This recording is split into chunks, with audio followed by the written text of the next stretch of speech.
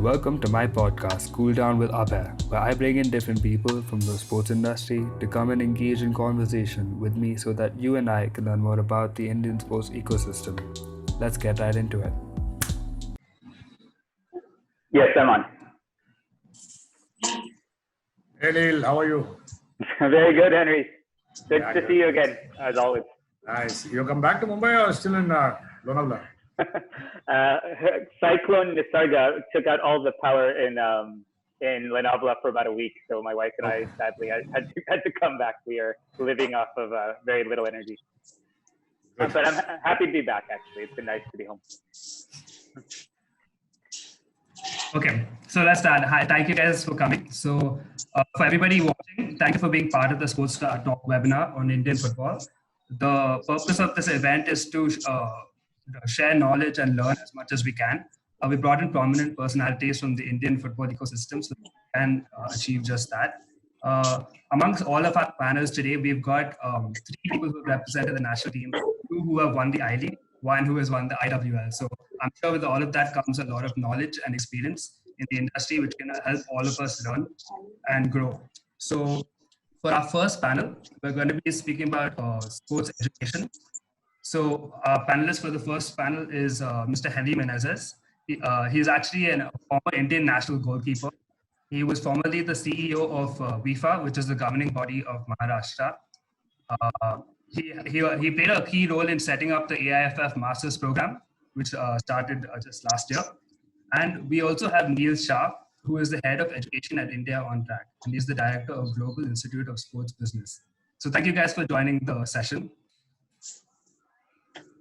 So I thought the best way to start would be, according to you guys, do you feel that it's necessary to receive a sports-focused education through a sports management course in order to actually be a part of the sports industry?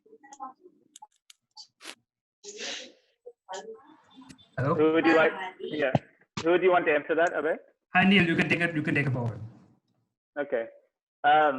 So, I mean, I'll probably reference Henry a lot in this session because he's quite an experienced guy. But when he came through playing his playing days and he went into management, and I'm sure he could talk about this more. He was able to figure a lot of things out, and he didn't necessarily need a degree in sports management to become the kind of business person that he became. Now in 2020, the industry's really evolved. The commercial opportunities, the type of more focused type of focused roles required. Back in Henry's days, and even as he's gone through, especially when he became in Mahindra, there's probably a lot of you become the jack of all trades. You're forced to. There's not a lot of staff, and you have to just do everything. And if you are a former player, you really feel that passion for the game because it gave you so much, and you want to give back.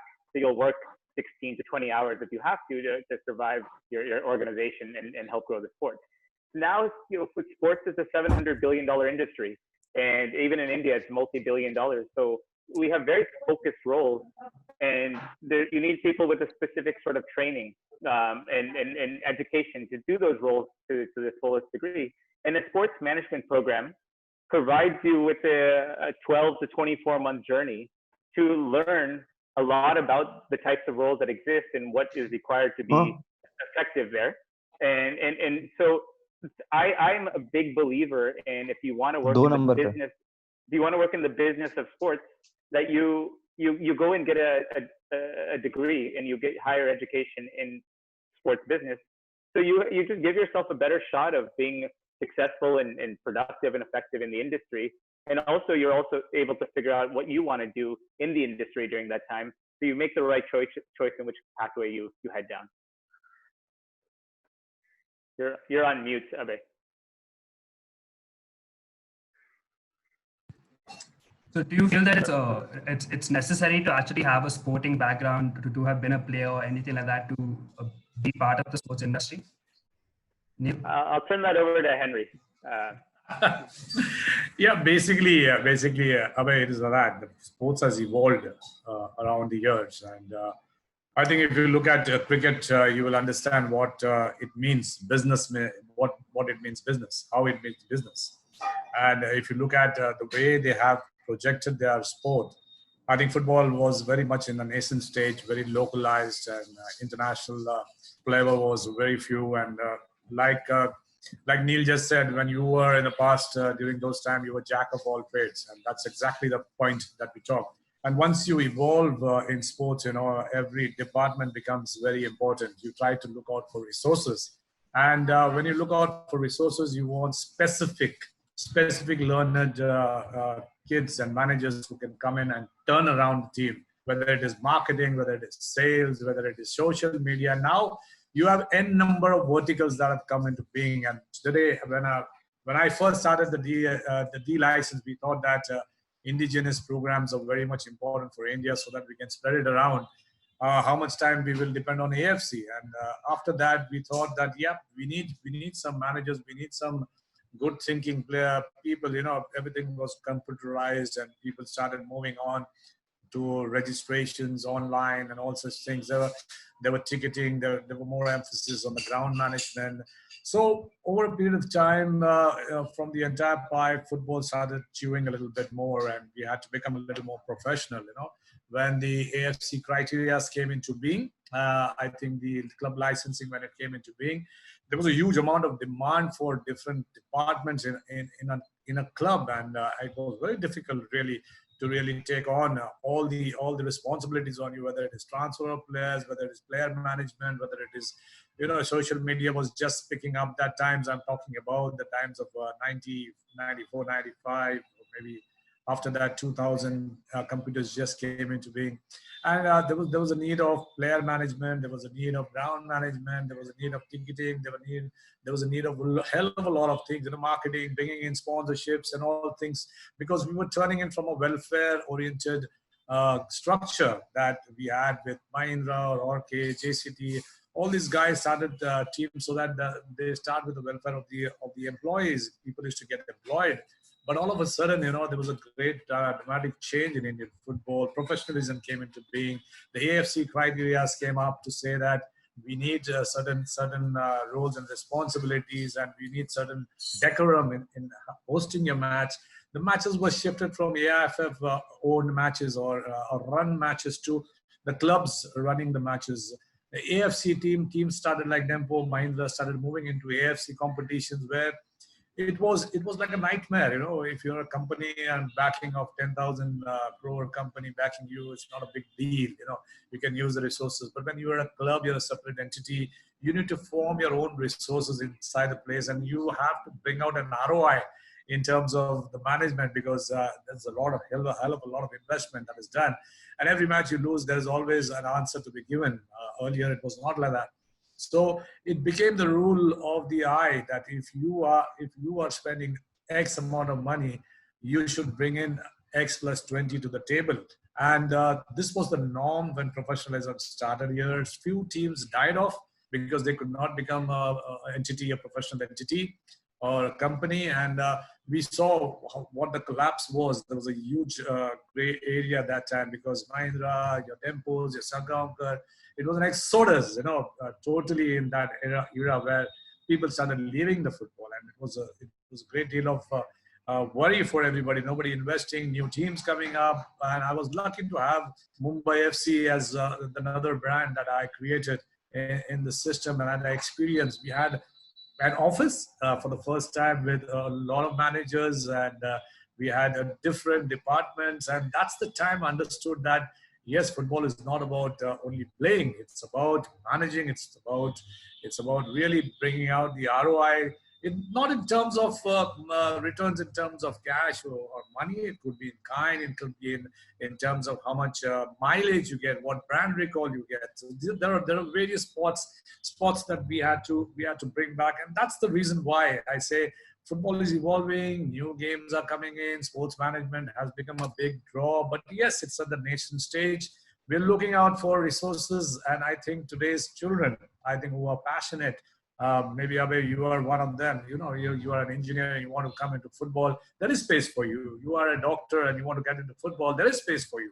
So football has been now inclusive than only being specific. But right now, I think it's of great importance for sports education and a career in the next 5 to 10 years. I think we look out for good careers to come up if everything goes on well post-pandemic. So Henry, considering during your playing days and managing days even, and ever since the last 5 years, you've had like lots of new football clubs start up in the top divisions, which is the ISL and I-League, and the lower district divisions as well. So how would you compare the working opportunities in Indian football right now as compared to 5 years ago, at least?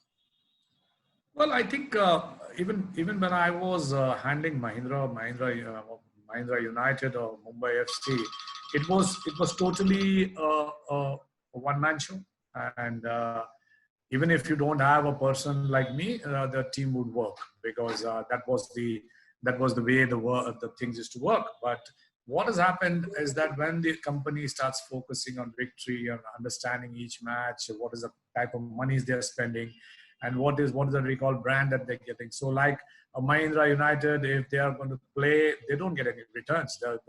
The prize money for an I-League would be 40 lakh rupees, and we're spending 7 crores or 9 crores that time.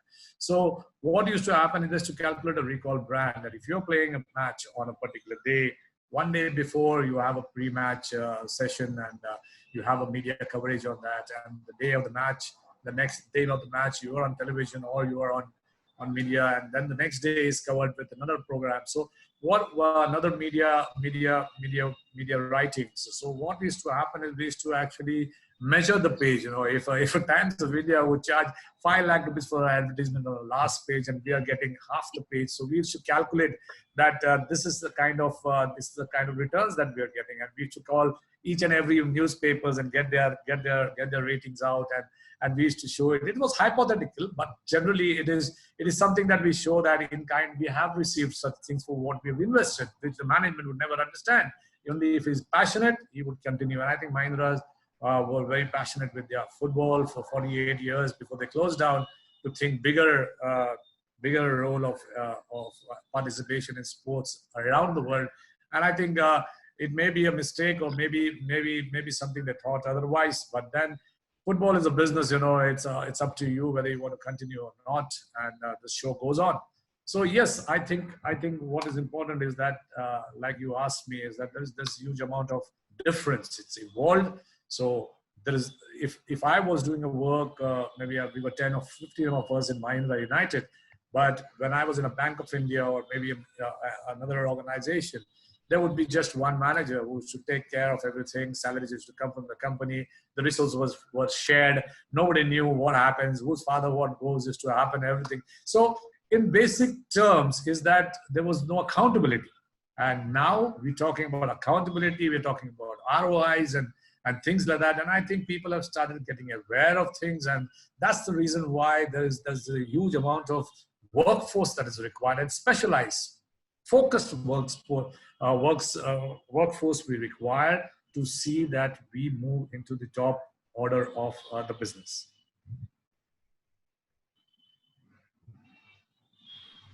So Neil, a lot of people who are here today are aspiring sports management students. So a question that on a lot of their minds is it a good idea to stay in India, look for a college in India and pursue the sports management course, or to move abroad? So could you share what is the best advice you would give to them? Yeah, I mean, I'll be very straight and simple. And I'm an American citizen whose family's in the US, and I grew up in the US. I did all my education in the US and worked in the US before moving to India. And my answer is stay in India.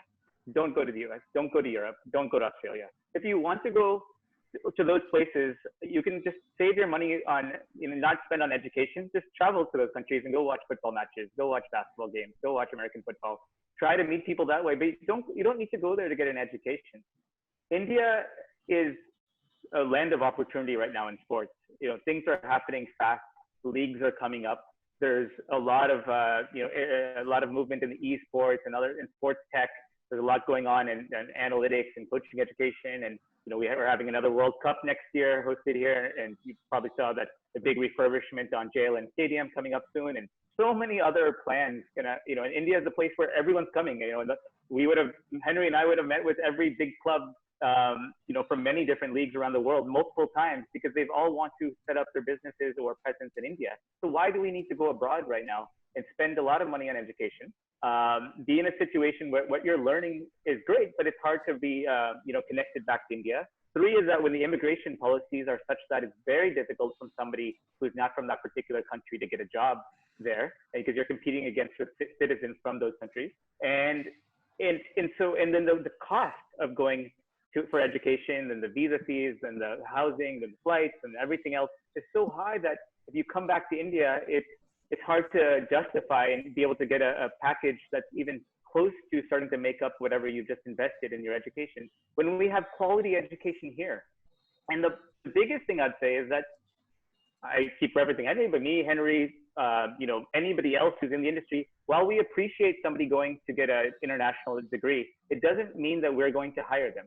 So if somebody's sitting in front of me, if I have you, Abhay, sitting in front of me, and I have somebody who just graduated from, some institute in North America, I'm probably going to hire you more because I see what you're doing in India right now. I see the kind of relationships you're building with your podcast. I see the passion you have and the network you have. Even if you went to an institute or you didn't go to an institute, let's say, and you just came as a friend of a friend, I might pick you over the person who just graduated from some top place in Europe or Australia or North America, because I know that you're going to be able to accomplish what I need to get done for my Indian sports requirements. And I feel like I know you better in that sense. So my recommendation is that you can look abroad. It's fascinating. It's attractive to go west. But in my opinion, if you want to get a job in sports after you finish your degree, which I think 99.9% of people who pursue their management, their higher education in sports management, do it because they want a job in sports, well, then stay in India and go to a quality program and make the most of it. Yeah, so I think the job factor is mainly what worries people when they have to make this decision. So Henry, in terms of employability, the same question, when you're hiring someone and you see a person who's gone abroad and studied and a person who's finished their education here in India, do you approach them in a different manner? What's your thinking behind employing them? Whom are you asking me? Yeah. Okay, basically, I slightly agree with Neil, but not fully agree, because there are opportunities abroad also. It's not only that we work in India. We have aspirations to work around the world. That's one part of it. But when it comes to India today, India is growing at a speed of light.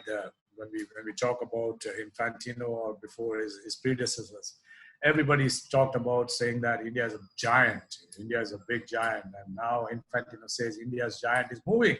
And that's why we are talking about 2 World Cups. And what is important here is the best practices that we want to learn is something that everybody would want to visualize themselves physically. And that's where we talk about that you want to go out, experience that, and come back. So it's not that you permanently go and work outside. You're going to use, you're going to be someone who studies over here, maybe go for a month or 2 months outside, have your programs over there, get an internship with certain big companies or certain big clubs, experience yourselves. If they also feel that you're good enough, they might pick you up. I think otherwise, I think there is huge amount of work to be done in India.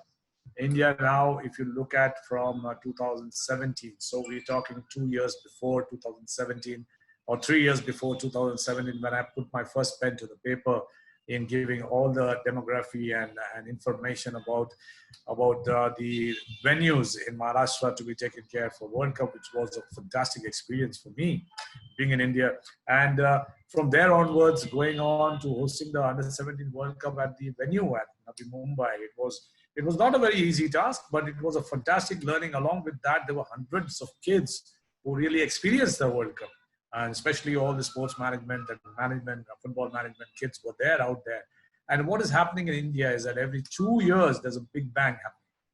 So 2019 and 2017, there was an announcement of the World Cup. Then 2018, we won the 2020 Women's World Cup. And we're talking about 2022, we are going to go in for the Women's AFC Championship. And after that, we're going to go into So we, every 2 years, India is going to grow, mature themselves from amateur to professional, and which is going to be a fantastic learning, because the football in India is growing. If you look at the structure, the ISL teams are growing. The first division, which is the I-League, is going to grow in 2 years' time. It's going to be like promotion and demotions happening. There's going to be the second division, and there's going to be another third division that is going to come up. There are a number of national teams that have come out. If you look at every national team has got a huge amount of resources attached to it. So everywhere there is an opportunity. There are so many companies that are working, entrepreneurs, all management students who become entrepreneurs also are hiring players.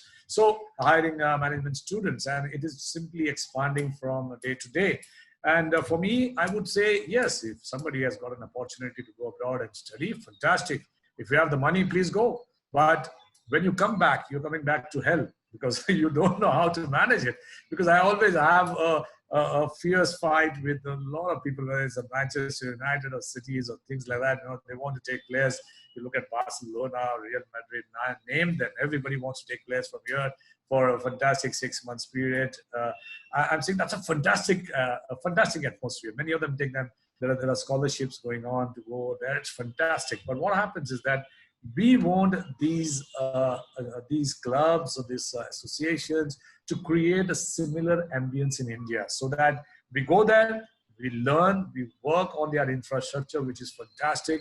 And when we come here, we don't get the same infrastructure, and we are like just demotivated to really take our next step. So I would generally wonder is that if I go abroad and I learn something, I should create the same ambience in my country. And that's the challenge that we have at our management students. And this is what learning we say that Ghar Wapasi, even Modi says that Ghar Wapasi. So we are saying that, yeah, the children can go out, study, but get back to your roots. There's a huge amount of work to be done. Not in the immediate level, but yes, in this decade, there's going to be a huge amount of turnaround in football. But we have got right now, the brakes are on with the pandemic, and we have to respect that. That lives and people are very important. So not to hurry up to get back into essential work, but yes, keep on studying the best practice, doing the best practices, learning online, and getting into such programs where you learn how, and what to do next, you know. And the World Cup next is there. So, yep, it's a great experience. All right, so the Q&A session has started. So we don't have that much time. We'll have 2 questions. Can Lavana please unmute herself and ask what you wanted to ask? Hi there, am I audible? Yes.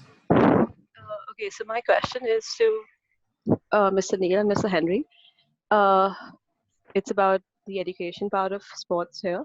I was in a different session a couple of weeks ago with some of your colleagues from your respective institutions, and they mentioned a couple of things that are worth questioning and getting a clearer picture about. But I'll get into that in the second part of this. But my first part would be, I think that I'd beg to differ with Mr. Neil and somewhere quite agree with what Mr. Henry has to say about the education part, staying within your borders. I mean, why is it that we look outside and do a HBR or Harvard Business Review for our case studies, or take up such theoretical things that are outside our borders, and whether it's just generic football or generic sport or football specific?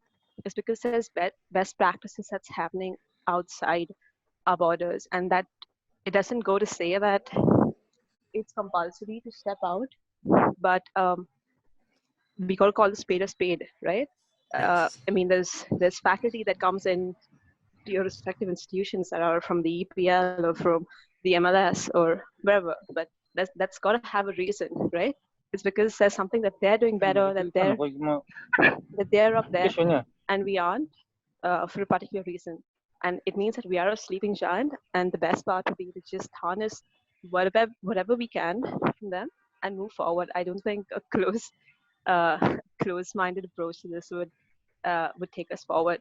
But besides that, my second part to this would be when it comes to women's development in sport, and specifically women's football. When we're talking about the employability part of it, I think it starts at a very nascent stage. If not home, then the institutions that these future managers are part of. What are you all doing in terms of, incentivizing women or encouraging them to come forward and step into the industry? Because I think there is no level playing field here. and we're already not given a head start. So is there something on your agenda that the institutions are doing that furthers this?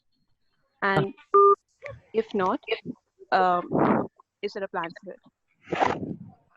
Sorry, the second question you can ask it later. We're going to have a panel on women's football.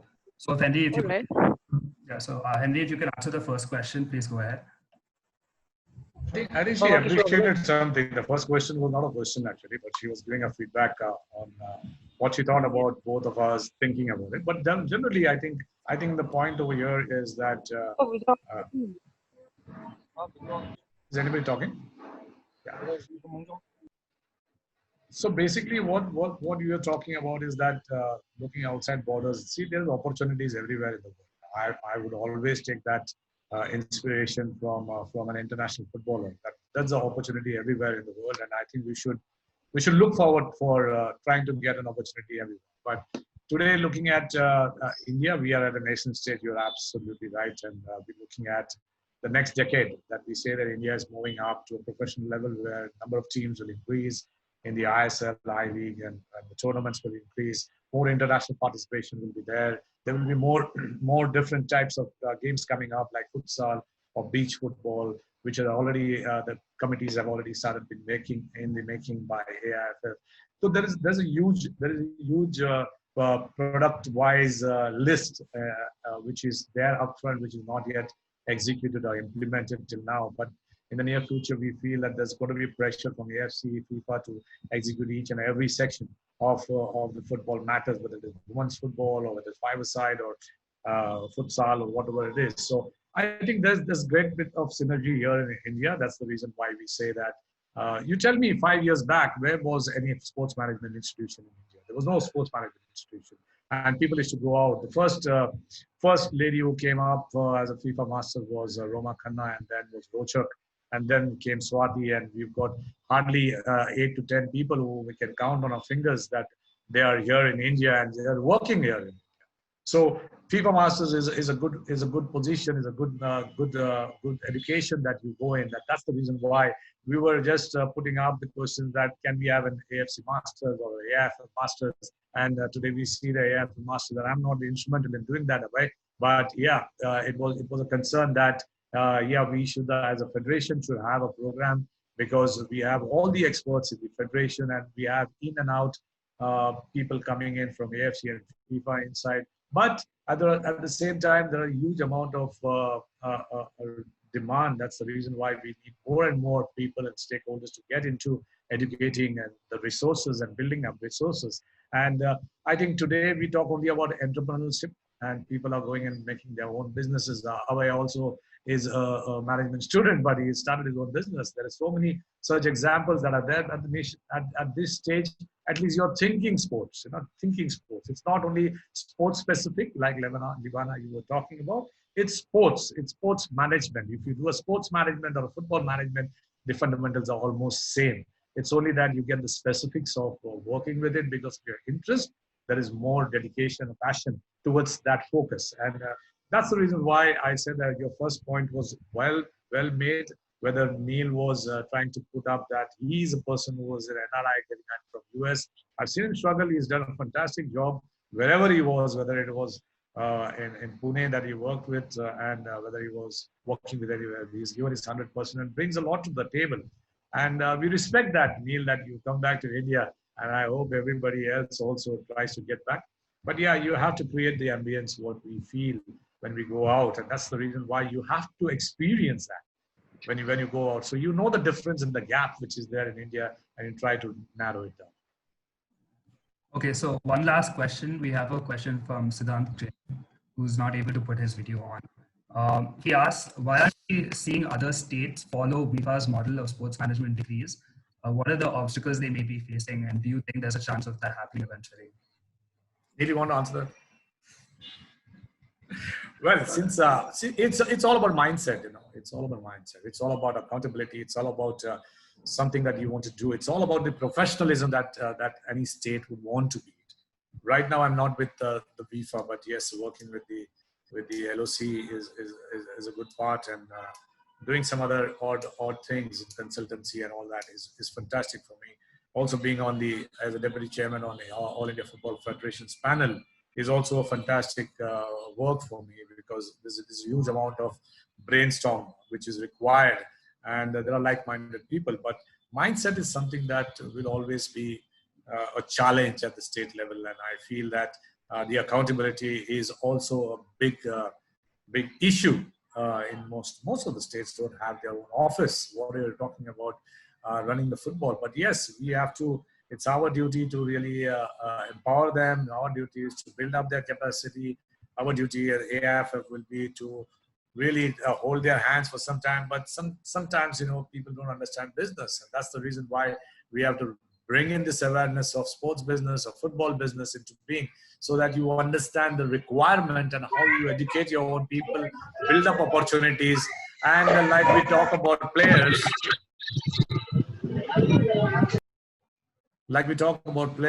is that they want matches like 30 to 40 matches. In our times, we play 75 matches. The same thing for management. If you don't have work, or if you don't have that much time to be given into the system, then why are we here for? That's the question, and that's exactly we say that every state should be accountable for what they're doing, and they have to give a lot of opportunities on different verticals that are produced by this sport. I can't hear you. Can you hear me now? Yeah. Yeah, nice. So I think we can bring this panel to an end. Thank you, Neil. Thank you, Henry, for having this really engaging conversation. I think all the sports aspiring students would have learned a lot from this conversation. You want to say something, Neil? No. I was going to say, great. I'm glad you took this initiative on, Abhay, and good luck with the rest of the panel. But it's very, very nice that you brought this group together. Yeah, thank you so much for being a part of it. We'll take a 2-minute break, and then we can start with the next panel.